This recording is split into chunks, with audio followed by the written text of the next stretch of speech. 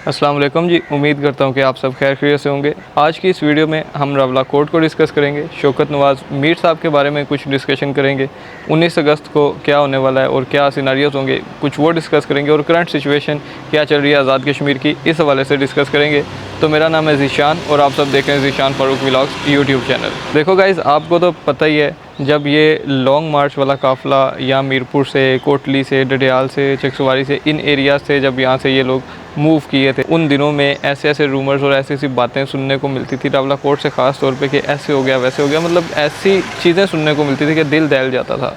लेकिन कुछ चीज़ें सच में हुई भी, ठीक है। ऐसे नहीं है कि सारे ही रूमर्स थे, कुछ बीच में बातें सच्ची भी थी, बीच में कुछ झूठी भी थी, कुछ रूमर्स भी थे। बट उस टाइम बड़ी डिस्टर्बेंस क्रिएट हो गई थी, जिस वजह से सारी आवाम जो है ना परेशान हो गई थी।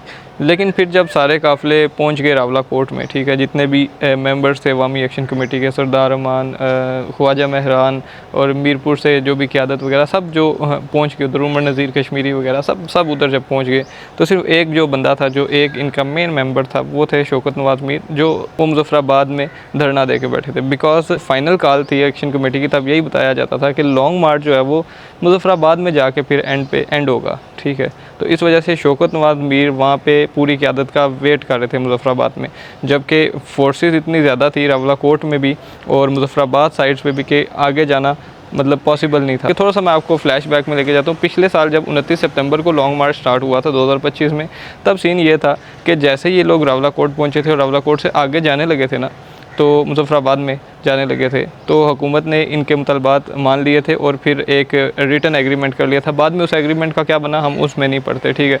तो सारे वापस आ गए थे। इस दफ़ा मुझे पर्सनली ये लगता है कि एक्शन कमेटी ने भी एक्सपेक्ट नहीं किया था, और हम जो लोग हैं आज़ाद कश्मीर के, हमने भी एक्सपेक्ट नहीं किया था कि ये मसला इतना आगे चलेगा, इतना लंबा हो जाएगा ये मसला। तो अभी तक देखें, हम इन्हीं चीज़ों को डिस्कस करें। अब 3 माह होने वाले हैं तकरीबन।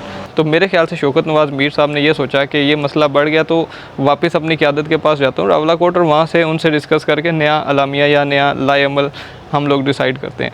तो जैसे ही वो जो हैं वो रवला कोर्ट की तरफ गए, तो कहते हैं मुखबरी हुई जो कि अवामी एक्शन कमेटी के यही किसी बंदे ने की, जिस वजह से शौकत नवाज़ मीर को बीच रास्ते में ही अरेस्ट कर लिया गया। ये थी बैक स्टोरी पूरी अवामी एक्शन कमेटी के लॉन्ग मार्च से लेकर शौकत नवाज़ मीर के अरेस्ट तक। तो अब इस सारी स्टोरी में अगर कोई मैंने ऐसी बात बोली है जो एक्चुअल में नहीं है, तो आप करेक्शन करवा सकते हैं, गलतियाँ इंसानों से ही होती हैं। खैर, अब सुनने में ये आ रहा है कि शौकत नवाज़ मीर साहब की 18 अगस्त को पेशी है कोर्ट में। देखें, जब से वो अरेस्ट हुए हैं, 30 जून को उनको अरेस्ट किया गया था, अभी तक उनकी कोई खैर खबर नहीं थी कि वो किधर हैं किधर नहीं। मतलब कोई कहता था इस्लामाबाद पिंडी जेल में है, कोई कहता था इधर है। लेकिन अब पता चला है कि 18 अगस्त को उनकी पेशी है। आई डोंट नो कि अभी भी ये ऑफिशियल है या नहीं, बट इनका एक पेज है जो एक्शन कमेटी वाले ही चलाते हैं, तो उधर लिखा हुआ था कि 18 तारीख को शौकत नवाज़ मीर की पेशी है। अब देखना ये है कि 18 तारीख को उसमें कौन सी न्यू बातें सामने आती हैं। अब खैर हम डिस्कस कर लेते हैं थोड़ा सा रवला कोर्ट को लेकर कि रवला कोर्ट का क्या सीन है।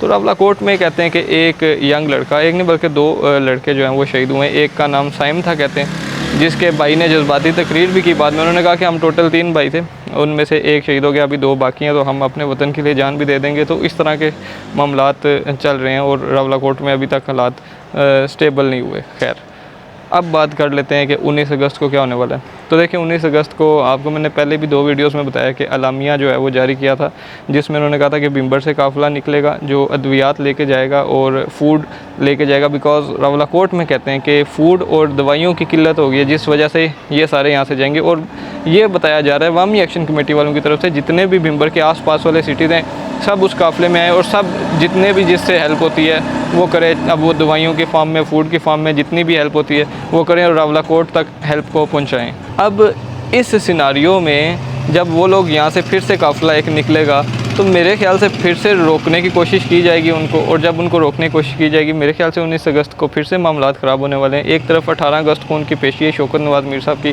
दूसरी तरफ 19 अगस्त को यहाँ से काफ़िला फिर से जाएगा। पता नहीं गाइस दोबारा से सिचुएशन कैसी होने वाली है कैसी नहीं, बट मैं आपको यही कह सकता हूँ कि मेंटली प्रिपेयर रहें। जो लोग थोड़े दिल कमज़ोर है जिन लोगों का, और जो लोग इस तरह की ख़बरें जो है वो बर्दाश्त नहीं कर पाते या उनको फिर रातों को नींद नहीं आती, क्योंकि ऐसे केसेस मीरपुर में और आज़ाद कश्मीर में हो चुके हैं जिन लोगों ने ऐसी खबरें सुन ली अपने आज़ाद कश्मीर को लेके, अपने शहर को लेके, जैसे मीरपुर में हादसा हुआ और उसके बाद लोग बड़ा ट्रॉमा में रहे, तो फिर बंदा बर्दाश्त नहीं कर पाता। तो मेंटली आप प्रिपेयर रहें कि कुछ भी जो है ना सिचुएशन बन सकती है। अब तो आप आदत ही डाल लें कि आज़ाद कश्मीर में ये चीज़ें चलती रहती हैं। बाकी वज़ीर-ए-आज़म को लेके बात कर लें कि आज़ाद कश्मीर के वज़ीर-ए-आज़म नेक्स्ट कौन होने वाले हैं, तो मेरे ख्याल से शाह गुलाम कादिर जो हैं उनको मुंतखब किया जाएगा एज़ अ वज़ीर-ए-आज़म, जो कि आज़ाद कश्मीर को रिप्रेजेंट करेंगे। तो उनके वज़ीर-ए-आज़म बनने के बाद क्या सिचुएशन होगी, क्या मामलात प्यार से और अमन से हल होंगे, या फिर से फोर्सेस जो हैं वो पावर का इस्तेमाल करेंगी, और अवामी एक्शन कमेटी वालों का क्या बनेगा क्या नहीं, ये चीज़ें अब हमें आगे वक्त ही बताएगा। कुछ भी प्रेडिक्ट करना या कुछ भी ऐसे बोल देना आके वो कबल अज़ वक्त होगा। उम्मीद यही है कि हालात बेहतर हो जाएं, क्योंकि अब बहुत ज़्यादा चीज़ें ख़राब होना शुरू हो गई हैं और मामला किसी तरफ लग नहीं रहा। और ये पावर का इस्तेमाल या एक्शन कमेटी की तरफ से हेट स्पीचेस वगैरह ये बिल्कुल अब नहीं होनी चाहिए। We need to stop this guys. बिल्कुल ना हेट स्पीच हो, ना कोई पावर का इस्तेमाल हो। देखो हर चीज़ का रिएक्शन आता है, फिर उसमें हमें देखनी पड़ती हैं शातें। बस ये कुछ अपडेट है, ये कुछ सूरत हाल है।